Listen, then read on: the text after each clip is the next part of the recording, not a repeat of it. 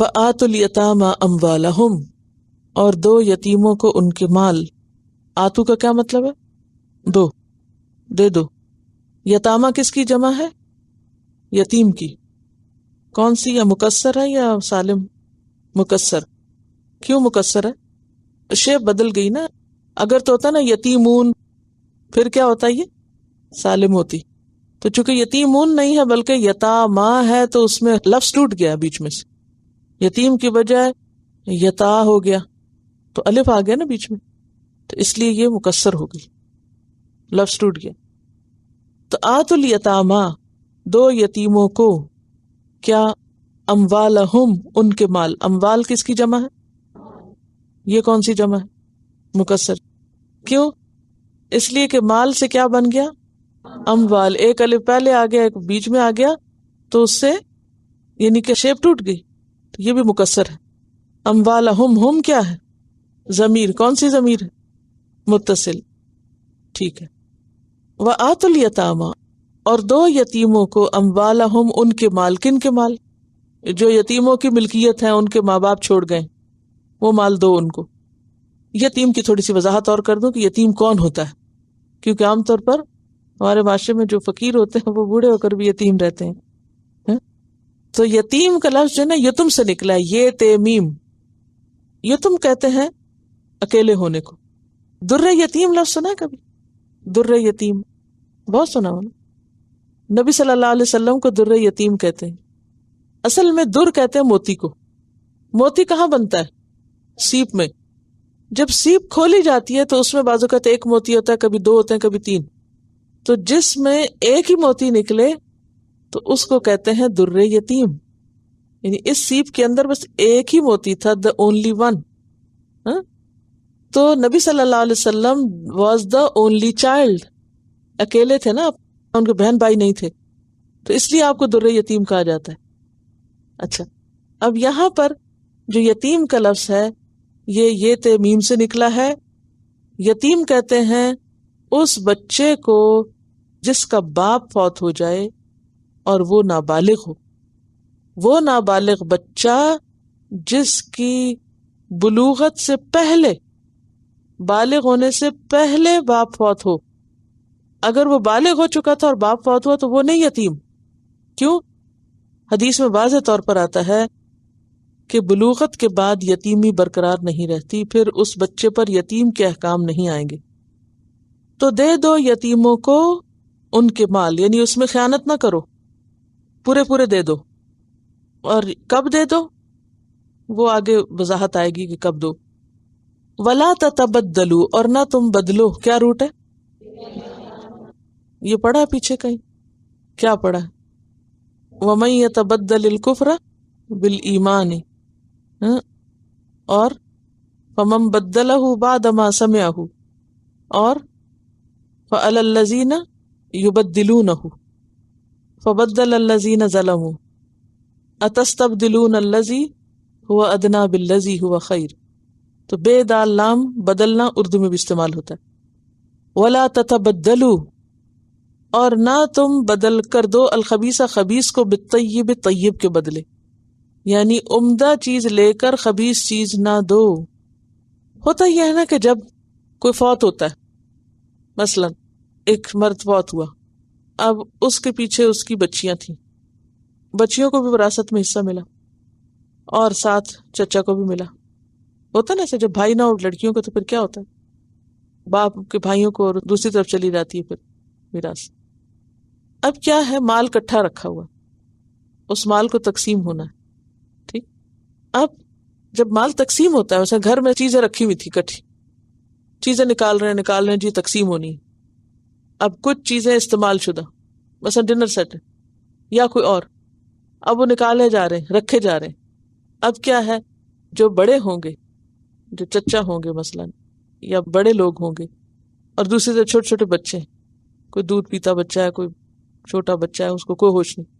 اب وہ تقسیم ہو رہا ہے، اور تقسیم میں گنتی تو پوری کر رہے ہیں، 5 سیٹ ان کے اور 5 میرے. تو یہ جو مشترک مال کی جب تقسیم یا بٹوارا ہوتا ہے تو عموماً کیا کرتے ہیں کہ دوسرے کی صرف گنتی پوری، تاکہ ظاہر کیا ہم نے تو انصاف کر دیا، 5 ہم نے لیے 5 ان کو دیے. اپنے لیے کیا رکھا؟ طیب، اور ان کے لیے کیا رکھا؟ خبیث۔ کیا کہا جا رہا ہے؟ خبیث کو پاک کے بدلے مت رکھو، بدل کر مت دو۔ یا دوسری صورت کیا ہو سکتی ہے کہ آپ خود شریک نہیں، مشترک نہیں ہے آپ کا مال، لیکن آپ ویسے ہی آپ گارڈین ہیں، آپ کو کفالت کرنی پڑ گئی، بچے کا مال ساتھ آیا۔ اب آپ نے دیکھا کہ اس میں کچھ سوٹ ہیں ایسے جن کے ڈیزائن اچھے ہیں، اب آپ کیا کریں؟ آپ کے پاس بھی ویسے ہی مٹیریل ہے لیکن ڈیزائن اچھا نہیں، اب آپ کیا کریں؟ اس کے تو اٹھا کے اپنے میں رکھ لیں اور اپنا اٹھا کے اس کے بکسے میں رکھ دیں، تو یہ بھی تبدل ہو گیا، بدل دیا آپ نے۔ اور کہنے کو کیا جی وہ 5 پورے رکھے ہوئے، کچھ نہیں کیا۔ فرمایا وَلَا تَتَبَدَّلُ الْخَبِيثَ بِالطَّيِّبِ، اور ان کی کسی اچھی چیز کے بدلے انہیں گھٹیا چیز بدل کر مت دو۔ وَلَا تَأْكُلُوا، اور نہ تم کھاؤ، اموالہم ان کے مال، الی اموالکم اپنے مالوں کے ساتھ ملا کے۔ اب یہ ساتھ ملانے کی بات کیوں کی گئی؟ ان کے مال اپنے مال میں ملا کے نہ کھا جاؤ۔ ہاں، صرف اتنا اگر کہا جاتا کہ ان کے مال نہ کھاؤ کافی نہیں تھا؟ یتیم کا مال نہ کھاؤ، ایک تو یہ تھا، اور ایک کہا گیا یتیم کا مال اپنے مال میں ملا کے نہ کھاؤ۔ یہ 2 فرق باتیں۔ یہ کیوں کہا کہ یتیم کا مال اپنے مال میں ملا کے نہ کھاؤ؟ کیونکہ بیسیکلی جب چیز مل جل جاتی ہے نا، جب مکس کر لی جاتی تو کسی اور کو پتہ نہیں چلتا نا، پھر وہ ایک طرح سے آڑ ہو جاتی ہے، یعنی چھپا لیتے ہیں آپ اپنے، لوگوں کی نظروں میں آپ سچے ہوتے ہیں اور لوگوں کو پتہ نہیں چلتا کہ آپ گڑبڑ کیا کر رہے ہیں۔ لوگ سمجھتے ہیں یہ آپ کا اپنا ہے، حالانکہ وہ آپ کا اپنا نہیں ہوتا، وہ یتیم کا ہوتا ہے، لیکن کسی کو پتہ نہیں چلتا کہ یتیم کا ہے۔ کیوں؟ کہ وہ مکس ہو گیا نا۔ تو کوئی ایسی چیز جو مکس ہو سکتی ہو، مثلاً یتیم کا دودھ خالص ہے اور آپ کا پانی والا ہے، اب آپ کیا نہ کریں؟ ایک چھوٹی سی مثال ہے۔ اچھا، وَلَا تَأْكُلُوا أَمْوَالَهُمْ إِلَىٰ أَمْوَالِكُمْ، اور ان کے مال اپنے مال میں ملا کے نہ کھاؤ۔ إِنَّهُ كَانَ حُوبًا كَبِيرًا، بے شک یہ بہت بڑا گناہ ہے۔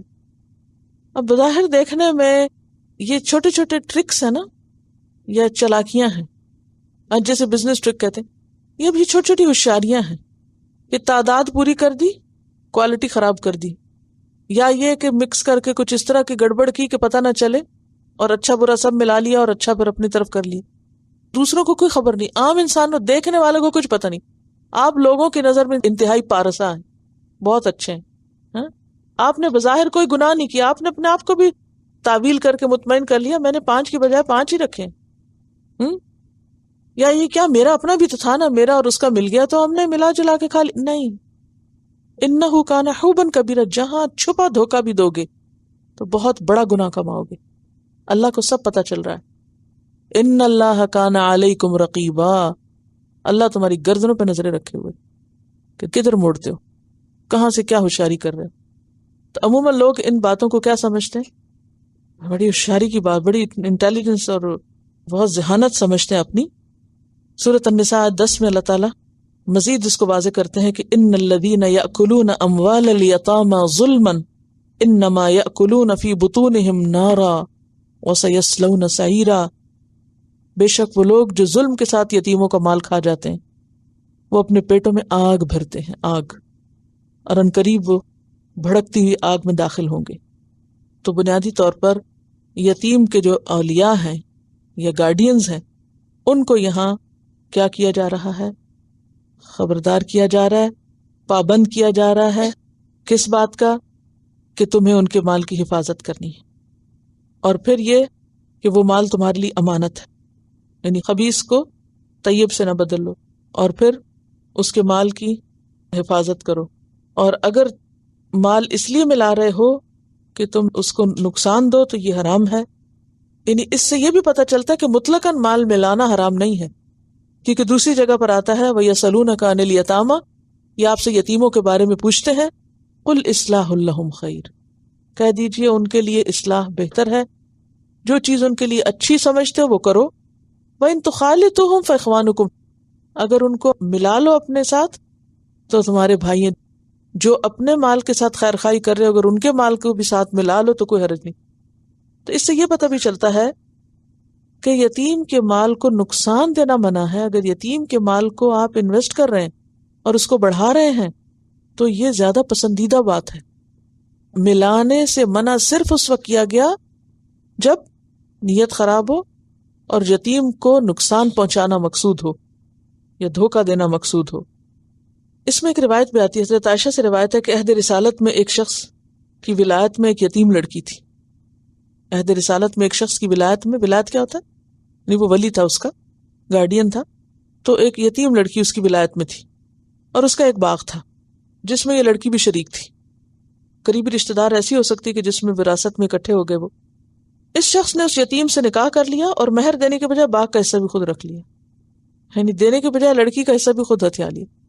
بعض لوگ نکاح کرتے بھی اس لیے نا، بعض لڑکیوں کا نکاح کرتے ہی نہیں ہے تاکہ وراثت تقسیم نہ ہو، اور بعض کا اس لیے کر لیتے ہیں تاکہ ان کا بھی ہتھیا لیا جائے، اس پہ بھی قبضہ کر لیا جائے. تو ایسے تمام اعمال جو ہیں یا ایسے تمام کام جو ہیں وقتی طور پر اگر یتیم اپنے حقوق کی حفاظت نہیں کر سکتا تو اللہ کے ہاں سخت پکڑ کا سبب ہوں گے. حوبن کبیرہ، حوب گناہ کو کہتے ہیں، لیکن حوب وہ گناہ ہوتا ہے جو عائلی زندگی سے متعلق ہو، خاندانی زندگی میں ایک دوسرے کے حقوق تلف کرنا، وہ حوب کہلاتا ہے. وَإِنْ خِفْتُمْ، پیچھے مال کی حفاظت کی بات کی گئی، اب ان کی عزت و عصمت اور ان کی جو شادی وغیرہ کے معاملات ہیں ان میں انصاف برتنے کی بات ہے. ٹھیک ہے، یہ آیت جو پچھلی سے متعلق ہے، یتیم لڑکیوں کے بارے میں بات ہو رہی ہے. وَإِنْ خِفْتُمْ، اور اگر تمہیں خوف ہو، اندیشہ ہو، یعنی تم جانتے ہو، خفتم یہاں معلوم ہونے کے معنی میں، یہ پیچھے بھی آپ پڑھ چکے ہیں. فَمَنْ خَافَ مِن مُوصٍ جَنَفًا أَوْ إِثْمًا، کہ اگر تم کو اندیشہ ہو کس بات کا؟ اللہ تقسطوا، کہ تم انصاف نہ کر سکو گے. تقسطوا کا روٹ کیا؟ قاف سین طا، کہ تم انصاف نہ کر سکو گے. فی الیتامی، یتیموں کے معاملے میں، اور مراد یہاں کون سے یتیم ہیں؟ یتیم لڑکیاں.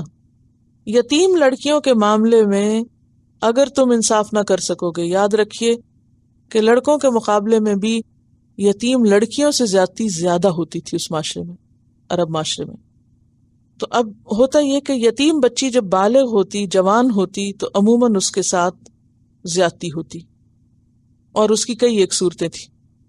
ان میں سے ایک صورت یہ تھی کہ اس لڑکی کے ساتھ بغیر رغبت کے نکاح کر لیا جاتا. کس وجہ سے؟ تاکہ اس کا مال گھر میں رہ جائے.